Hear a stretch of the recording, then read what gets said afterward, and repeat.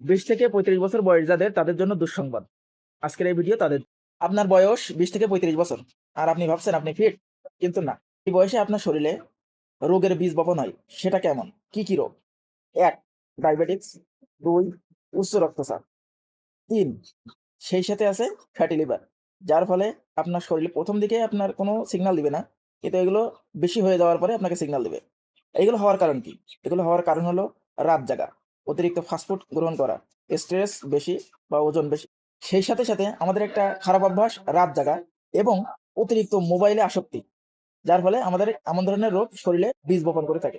আর এক সময় সেটা মারাত্মক আকার ধারণ করে। 5 থেকে 10 বছর পরে শরীর অসুস্থ হলে যখন রিপোর্ট করব, তখন আমাদের হাতে রিপোর্ট আসার পরে আমরা কাঁপতে শুরু করি বা মন খারাপ হয়।